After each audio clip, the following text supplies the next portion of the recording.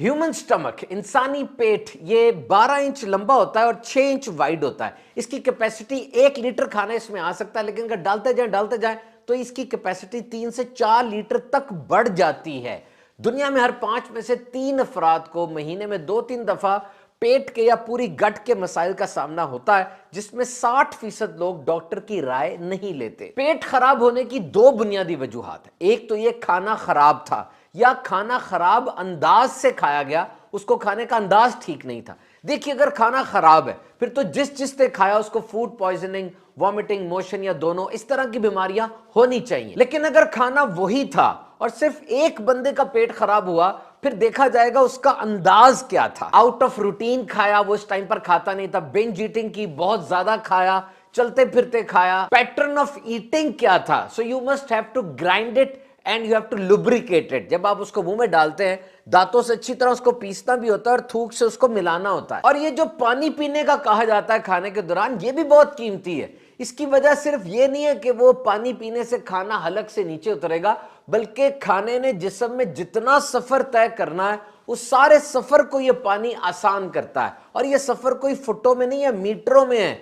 18 feet की तो सिर्फ छोटी आंत होती है। और ये खाने का सफर अगर तेज होगा तो मोशन लग जाएंगे, डायरिया हो जाएगा। और यही खाने का सफर अगर आहिस्ता होगा तो हो सकता है कब्ज हो जाए। और वजूहात में ये हो सकती है कि खाना एक्सपायर था, खाना सही दर्जा हरारत पर पकाया नहीं गया, कच्चा रह गया। जिस पानी से खाने को धोया गया वो पानी ठीक नहीं था, सब्जियों और फलों को सही वॉश नहीं किया गया। Remember, food you eat can either be the safest and most powerful form of medicine और स्लोएस्ट फॉर्म ऑफ पॉइजन। यानी खाना जो आप खाते हैं या तो वो बेहतरीन दवाई की तरह आपके जिस्म में जाके असर कर रहा है, या वो स्लो पॉइजन है, आहिस्ता आहिस्ता आपको खराब कर रहा है। और हालात अब ऐसे हो चुके हैं कि अगर हम सही खाना खाएं, यानी हम जंक फूड उल्टा पुल्टा इतना ज्यादा खाते हैं और ये सब कुछ हमारी जात में, हमारी जिंदगी में इतना ज्यादा दाखिल हो चुका है कि अगर हम सही खाना खाएं, यानी रोटी, घर का सालन वगैरह, तो हम समझते हैं हम डाइटिंग कर रहे हैं। हालांकि ये चीजें वो हैं जो सदियों से जिनको खाना कहा जाता रहा है। तो इंसानी जिस्म में खाने का जो पूरा निजाम है, जिसको गट कैनाल कहा जाता है,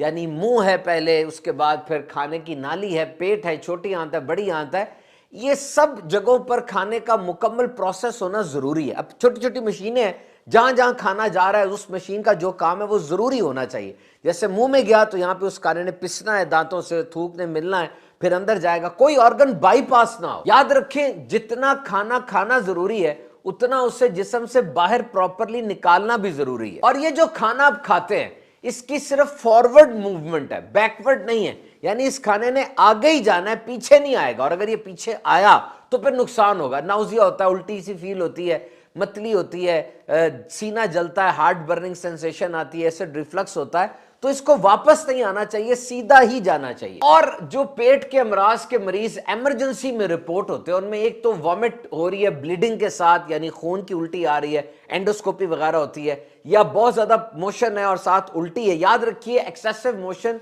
एंड वॉमिटिंग, इसका सबसे बड़ा डर ये होता है कि किडनी यानी गुर्दा शट डाउन हो जाता है। और पेट में दर्द है, पेट में दर्द की बहुत सी वजूहत हो सकती है, यानी गैल ब्लैडर, पित्ता, उसमें पथरी हो गई है, या पैंक्रियाज लबलबा में कोई खराबी है, अपेंडिक्स हो गई है, या पेट के अपने मसल्स का भी प्रॉब्लम हो सकता है। जैसे हाथों को अगर आप बहुत ज्यादा एक्सरसाइज करें, हाथ के मसल में दर्द हो जाती है, इसी तरीके से पेट को भी बहुत ज्यादा इस्तेमाल में रहेगा, मैकेनिकल मूवमेंट होगी तो इसमें भी दर्द हो सकती है। तो इलाज में सबसे पहले हदीस पाक में जो हमें 1/3 का फॉर्मूला मिलता है कि 1/3 खाना, 1/3 पानी और 1/3 पेट को खाली रखना है, ये बेहतरीन है। जब भी खाना का इसे याद रखें और खाना खाते हुए ये तय कर लें कि अब जो निवाला मैं उठा के खाने लगा हूं ये आखिरी निवाला होगा, इसके बाद मैं खाना नहीं खाऊं। नंबर 2, टेक लगाकर खाने से मना किया गया। फल खाने से आधा घंटा पहले खाएं।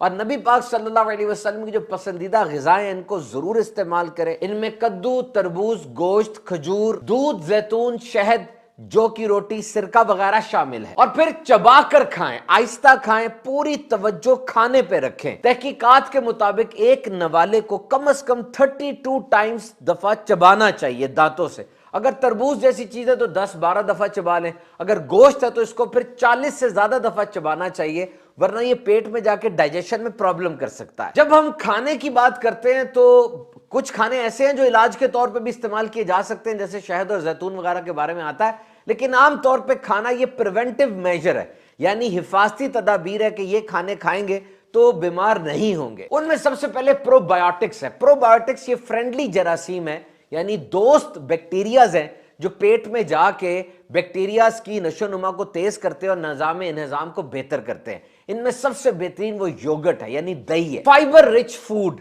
वो खाने जिनमें फाइबर है, पेट के लिए एक्सेलेंट है। इनमें सब्जियां और फल शामिल हैं, जिनमें सेब, केला, नाशपाती, गाजर अहम तरीन है। स्टे हाइड्रेटेड, पानी ज्यादा पिए। पानी ज्यादा पीने से पेट ठीक रहता है। मैनेज स्ट्रेस, आपने नोट किया होगा, आप खाना छोड़ देते हैं, एक्सरसाइज भी कर रहे होते हैं, पेट बड़ा हुआ कम नहीं होता, बाकी पूरा जिस्म सूखना शुरू हो जाता है। एक तहकीक ये भी है कि बड़ा हुआ पेट ये स्ट्रेस की वजह से, टेंशन की वजह से पेट बढ़ता है। तो अगर आप चाहते हैं पेट ठीक रहे, अपने आप को टेंशन में ना रखें, और ये बात बहुत ज्यादा नोटिसेबल है कि जब भी आपको टेंशन होती है पेट सबसे पहले खराब होता है। एक्सरसाइज जरूर करें, सही नींद लें। एंटीबायोटिक दवाइयां ये भी पेट खराब करती हैं और पेट में मौजूद दोस्त बैक्टीरिया को भी खत्म करती हैं। डॉक्टर के मशवरे के बगैर बिल्कुल नहीं लेनी। बिटर फूड यानी कड़वे जो चीजें होती है, करेले वगैरह, इसको भी ज्यादा इस्तेमाल करें, पेट को ठीक रखती है। बहरहाल पेट का ठीक रहना इंसानी सेहत के लिए बहुत जरूरी है। जो बातें सिखाई गई उन पर अमल कीजिए और किसी भी इलाज की सूरत में मुस्तनद डॉक्टर से राब्ता कीजिए।